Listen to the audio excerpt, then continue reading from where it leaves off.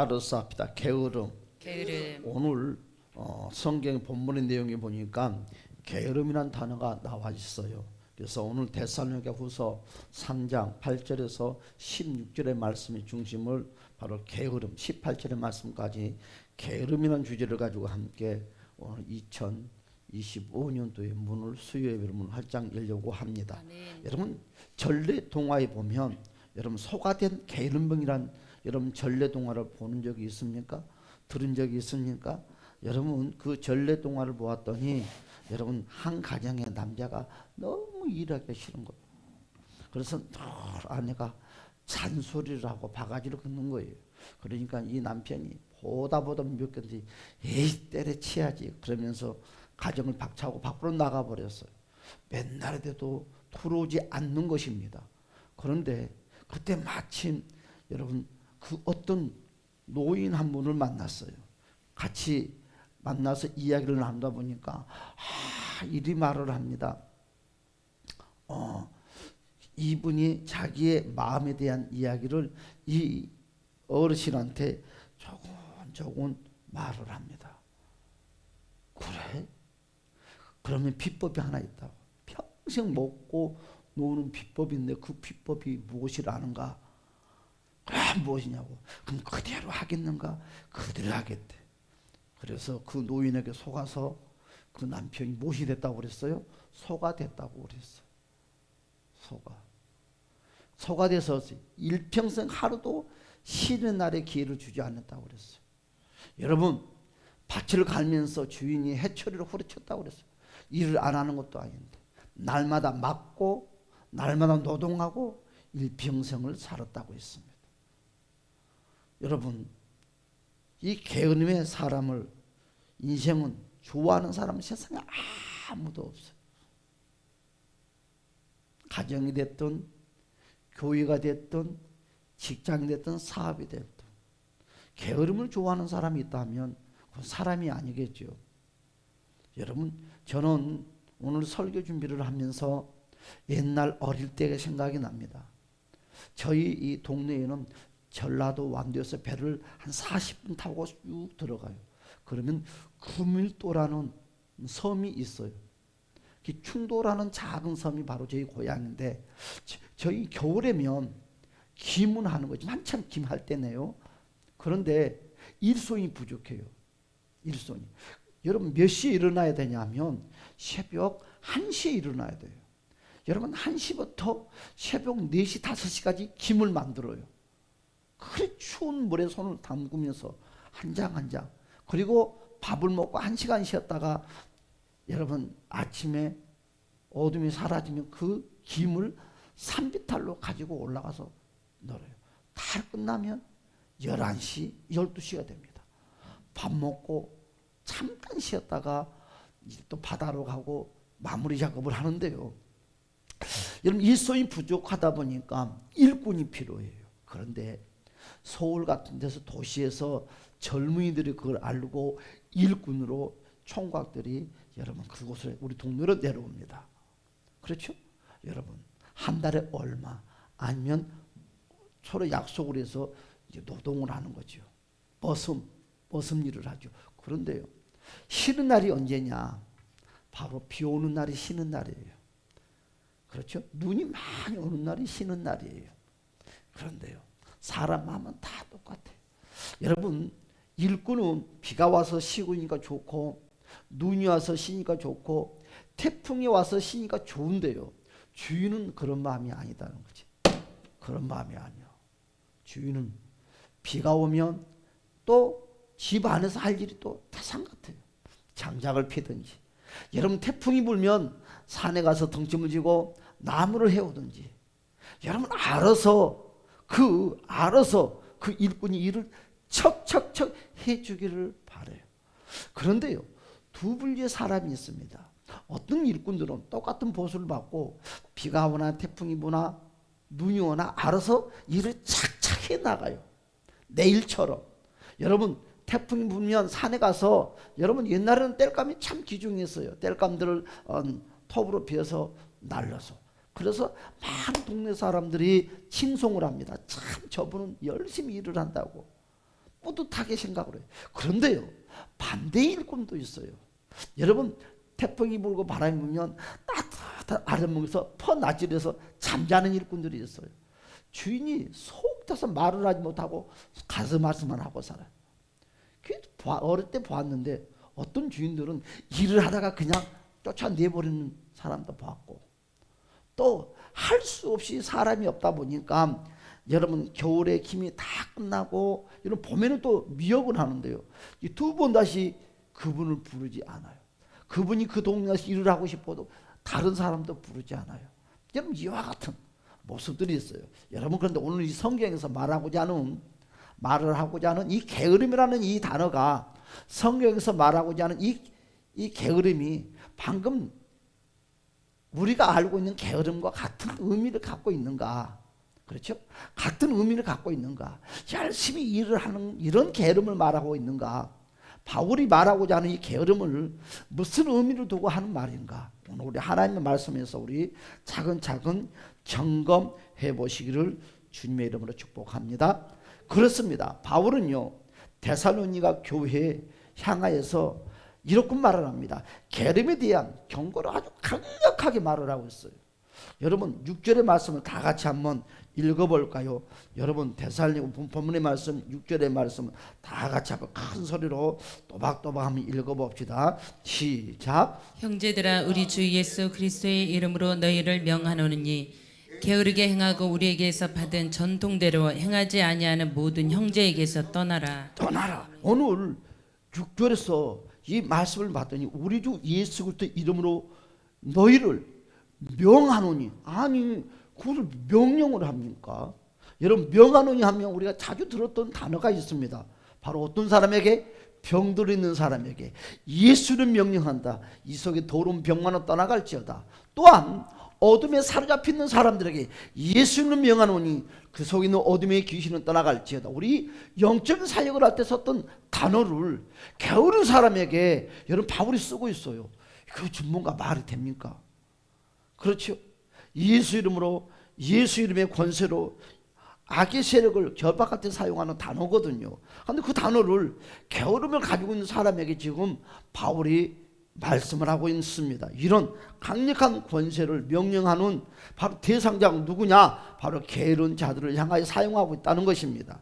마치 게으른 자들이 악의 세력에 사로잡혀 있는 것처럼, 그렇죠? 여러분, 악의 세력인 것처럼 여러분 여겨진다는 것이 좀 이해가 좀 어려워요. 우리 그냥 성경만 차근차근 읽으면, 생각 없이 읽으면 싹 지나가는데, 조금만 관심을 가지고 신경 써서 성경을 읽어가면 이거 무슨 의미지? 왜 바울이 그와 같은 말씀을 했지? 답이 나와 있지요. 여러분, 게으른 자들을 예수님의 이름으로 쫓아내라는 바울의 명령을 여러분 합당하게 우리가 이해할 수 있겠느냐 이거예요. 여러분, 첫 번째로 그렇습니다. 얼마나 게으르기에 여러분 예수의 이름으로 더러운 귀신을 쫓아내듯이 여러분 일부러 이런 자들에게 떠나라고 할까요?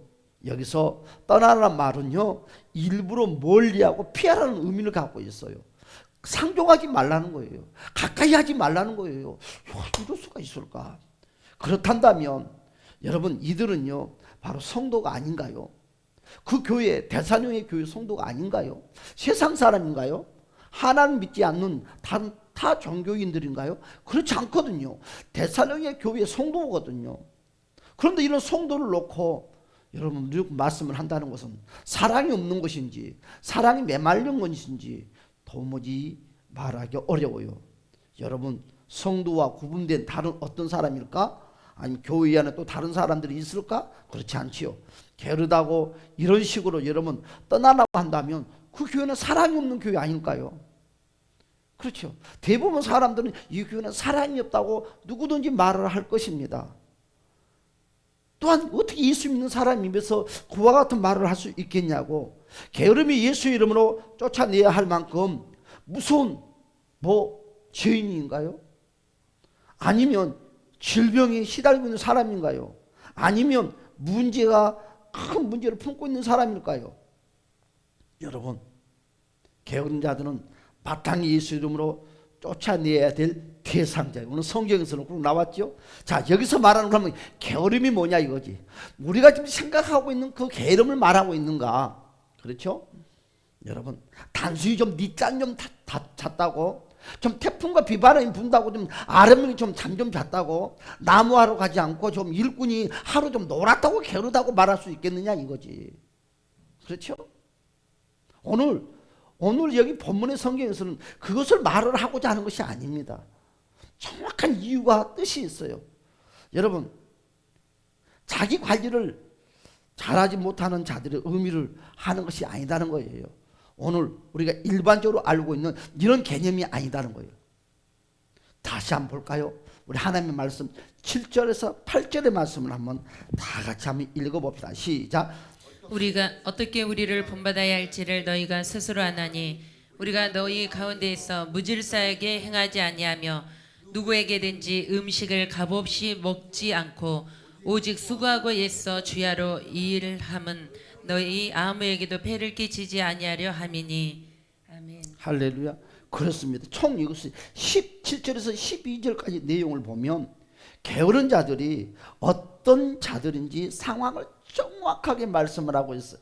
늦잠을 잤다고, 태풍과 비바람이 분다고, 여러분 일꾼이 아래면 잠 좀 잤다고요? 그걸 보고 게으르다고 오늘 성경에서는 말을 하지 않고 있습니다. 여러분, 간단한 이것을 요약을 하면 바울이 예수 이름으로 명령하면서 쫓아내려고 하는 것은 게으른 자들은요 뭐라고 그래서 오늘 말씀에 보니까 우리의 전통대로 행하지 아니하는 자다. 뭐예요? 말씀의 정통대로 신앙생활을 하지 아니하는 자다는 거죠. 이해가 간가요? 다 6절의 말씀 다시 한번 볼까요? 6절에서 이렇게 말씀을 하고 있죠. 다 같이 한번 봅시다. 6절의 말씀 시작. 형제들아 우리 주 예수 그리스도의 이름으로 너희를 명하노니 게으르게 행하고. 그렇죠. 게으르게 행하고. 시작. 우리에게서 받은 전통대로 행하지 아니하는 모든 형제에게서 떠나라. 뭐라고 그랬어요? 여러분, 형제들아 우리 주 예수 그리스도의 이름으로 너희를 명하노니 게으르게 행하고 우리에게서 받은 전통대로 행하지 아니하는 그 형제에 떠나라. 우리의 전통대로 행하지 아니한 자들이라는 것은 무슨 의미를 갖고 있을까요? 그렇습니다. 말씀의 설교를 잘 들어요. 아멘도 크게 해요. 여러분, 신앙생활이 없는 사람들과 하는 말이 아니에요. 아멘도 열심히 해요. 여러분, 성경 공부도 열심히 해요. 그런데 말입니다, 일정한 신앙의 모습을 갖추고는 있습니다. 아, 그렇다고 믿음 생활 좀 했네? 아, 뭐 좀 안 해? 여러분, 이와 같이 말을 해요. 그런데 여기에는 뭔가 잘못된 요소가 하나가 있어요. 배우고 듣는 대로 뭘 하지 않는다?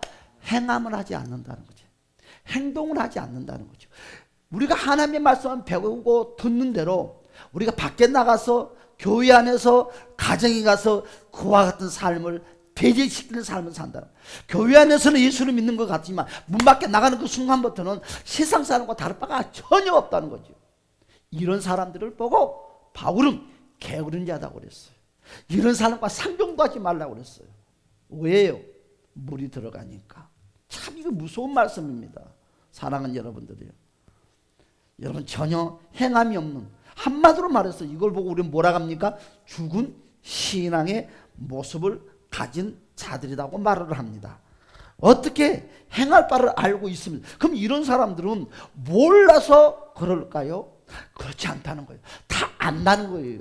교육을 받았기 때문에, 양육을 받았기 때문에 알면서도 전혀 움직이지 않는다는 거죠. 이들은 왜 쫓겨나야 할 대상자일까요? 왜 이들을 쫓아내야 될까요? 바로 이들이 행함은 없으면서 참 이상한 습성, 버릇이 이들에게 있다는 거예요. 뭐예요? 다른 사람의 신앙을 함부로 판단한다는 거지. 함부로 판단한다는 거지. 자기는 숟가락에 손을, 그럼 이거 누구예요? 율법인들은, 바리새인들 두고 하는 말이잖아요. 바리새인들. 겉으로는 화려하는 거예요. 그런데 오늘 데살로니가 교회에 이 게으른 자가 바리새인 같은 신앙을 소유하는 성도들도 보고 하는 이야기예요. 여기 대상자는요, 성도들만 대상자가 되는 것이 아니라 목사도 대상자가 될 수 있고 장로도 대상자가 될 수 있고 모두가 대상자가 될 수 있다는 거죠. 여러분 공부를 했으면 뭐 아는 척척하면서 가르치고 싶어하고 여러분 그 허물을 지적을 하고 싶어하는 거예요. 그런데 막상 본인은 전혀 그와 같은 삶을 살지도 못하고 그와 같은 모습이 나타나지도 못한다는 거지. 판단, 정죄. 교회 안에서 무질서와 혼란을 끌어온다는 거예요. 여러분 7절의 말씀에 그렇고 하고 7절 볼까요? 시작. 어떻게 우리를 본받아야 할지를 너희가 스스로 아나니 우리가 너희 가운데에서 무질서하게 행하지 아니하며. 그렇죠. 우리를 본받아야 할지를 너희가 스스로 아나니 알아요. 너무너무 잘 알아요. 말씀을 들어서 알고 성경을 보아서 알고요. 서로 양육을 통해서 알고 서로 간의 교제를 통해서 알아요. 그들은 어떻게 행동을 해야 되는 줄 너무너무 잘 알아요. 스스로 알고 있다는 것입니다. 오늘. 그러나 그들은 기준이 없이 마음 내키는 대로 아무렇게나 말을 하고 행동을 한다는 거지. 여러분 우리 25년들은 이와 같은 게으름을 다 청산하시기를 우리 모두가 되시기를 주님의 이름으로 축복합니다. 저도 여기에 게으름의 대상자가 들어갈 수 있고 여러분도 이 게으름의 대상자에 들어갈 수가 있어요. 남 이야기가 아니다는 거죠. 여러분 그렇습니다. 오늘 우리가 그랬죠. 우리가 너희 가운데 무질서하게 행하지 아니하며 그랬어요. 그러니 게으른 사람들이 무질서를 만들어 간다는 거죠. 이들이 충분히 바울이 가르쳤던 복음을 본받고 행하였다면 충분히 이런 무질서 상태를 만들지 않아도 되는데 행동하지 않아서 무질서를 가져온다는 거죠. 여러분 그럼 무질서란 말이 무엇일까요? 무질서가 뭘 보고 무질서다 할까요? 바로 지나친 참견. 지나친 참견. 그렇죠. 자신의 아집, 이 아집으로 혼란하는 것이 말을 하는 거죠. 그들은 그리스도의 삶을 살지도 않으면서, 한마디로 그렇죠. 그리스도의 삶을 살지도 않으면서 남들의 신앙이 이러냐 저러냐 콩나라 팥나라 남의 교회를 보고 이러냐 저러냐 뉴스에 좀 이상한 거 나오면 삿대질하는 거예요. 그렇잖아요. 내가 그리 살지 못한다 하더라도 우리는 절대로 손짓으로 입술로 범죄를 범하면 안 돼요. 그렇잖아요. 사랑하는 여러분들이요. 그러면 우리는 이것을 해결을 해야 됩니다.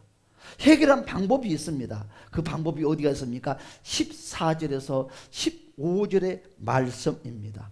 14절에서 15절의 말씀 다 같이 한번 볼까요? 시작. 누가 이 편지한 우리 말을 순종하지 아니하거든 그 사람을 지목하여 사귀지 말고 그로 하여금 부끄럽게 하라.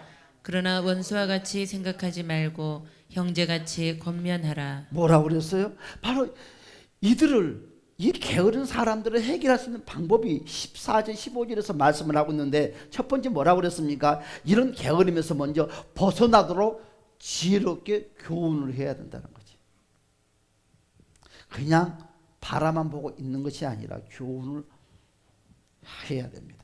두 번째로 만일 순종하지 않고 계속해서 게으름을 벗어나지 못하며 교회를 무질서하게 한다면 여러분 어떻게 합니까? 공개적으로 그를 주목하여 오픈해서 말을 하라는 것이지. 그런데 오픈해서 말을 하되 절대로 원수와 같이 죄인과 같이 비난하거나 여러분 절대로 그런 악의 모습으로는 말하지 말라는 것입니다. 사랑하는 여러분, 이런 반드시 이런 게으름을 고쳐줘야지 한다는 강력한 메시지. 이것이 고쳐지지 아니하면 작은 누룩같이 퍼져나가는 거죠. 퍼져나가요. 그러면 나는 어떤 신앙인인가? 오늘 이 데살로니가 후서 3장의 내용에 우리는 다 배우고 듣고 받은 대로 나는 과연 얼마나 움직이고 살 수 있는가.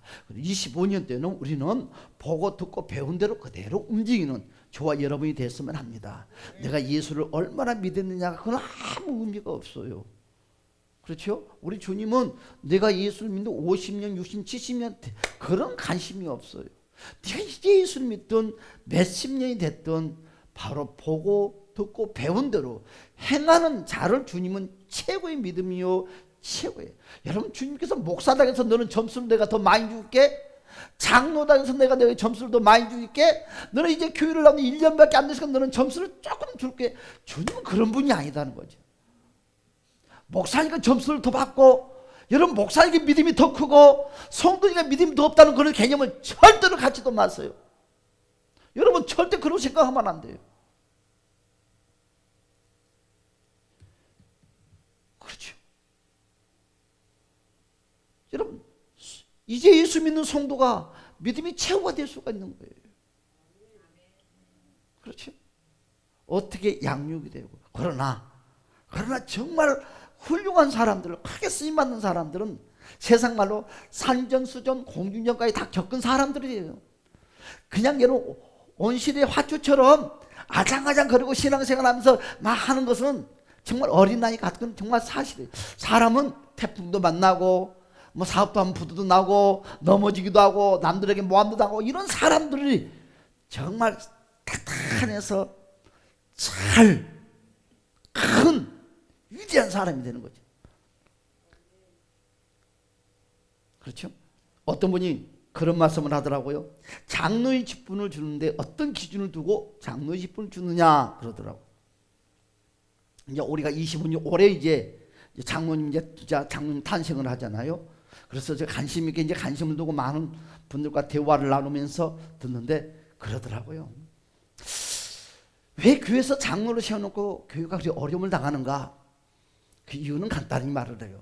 보통 장로님들이 되면 대부분 물질적으로 많이 헌신을 해요. 그렇죠? 정말 많이 합니다. 뭐 몇십억을 하죠. 큰 교회 같은 데는. 그런데 신앙의 연주가 부족하는 이런 사람들이 교회 와서 막 헌신을 하고 갑자기 믿음이 대나무처럼 쑥 자라는 상태에서 아니면 해서 장로를 세워놨더니 그때부터 교회가 이상해지더라. 여러분 물질을 많이 심었다 해서 장로를 세울 것이 아니라 세상 말로 산전수전 공전 신앙의 부딪힘 속에서 잘 양육되고 훈련되는 사람들을 세워야 된다. 그리 말씀을 하더라고요. 그렇죠. 여러분 시험에 들었다고 해서 넘어졌다고 해서 잘못된 것은 아닙니다. 넘어졌어도 내가 시험에 넘어졌어도 내가 자포자기했어도 다시 일어나서 믿음이 점점 다져진다면 참 아름답겠죠. 그러나 여러분 시험에 넘어지지 않고 다져지면 더 좋겠죠. 할렐루야. 자 계속 기억합시다. 조금만 더 하겠습니다. 그렇습니다. 여러분 나는 과연 어떤 신앙인인가? 나도 배우고 듣고 또한 본대로 내가 행하고 있는가?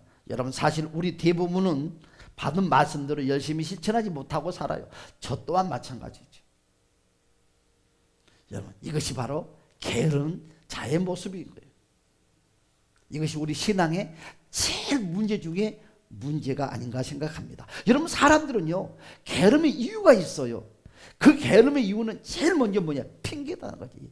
핑계, 변명되는 거. 그래서 우리는 무엇을 하든지 절대로 변명되지 맙시다.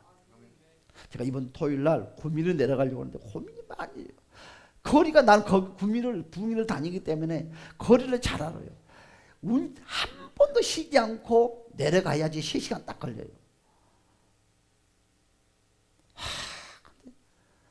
그냥 같으면 안 갔으면 좋겠어요. 그냥 편안하게. 그런데 그냥 할 수가 없어요. 오늘 전화 통화를 했어요. 그런데요 그분이 정상인이라고 말을 하더라고요. 깜짝 놀랐어요. 하나님이 어떻게 역사할지는 몰라요. 어떻게? 그것도 기회고 그것도 복이라고 생각합니다. 자 그래요.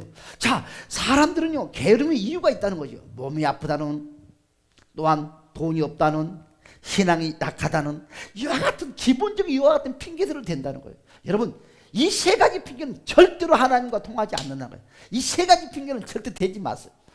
뭐 신앙생활이 이제 예수 믿었다 해서 아니요. 여러분 예수 믿었다 해서 주일날 봐주고 뭐 11조 봐주고 뭐 봐주면 뭔지 신앙생활해.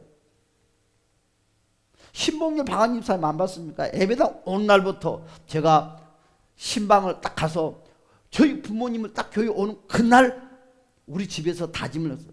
교회 오면 하늘에 두 쪽이 나도 두 가지는 해야 됩니다. 그게 뭐냐고 물어보더라고. 11조와 주일 송수는 해야 됩니다. 그러니까 우리 아버지가 가라사대 교회 몇 번 가봤다 이거죠. 교회 가면 탐 맞으면 돈만 내라 하더라. 언제 자기가 내봤어? 아니 자기가 돈 내봤냐고. 내봤자 돈만 원 냈다고요. 우리 아버지 내가 더 잘 알지. 교회 안 다니는 분이거든요. 근데 우리 장을아버지 따라서 갔는데 그렇게 말을 하더라고요. 참 재밌어요. 근데 핑계 대지 마세요.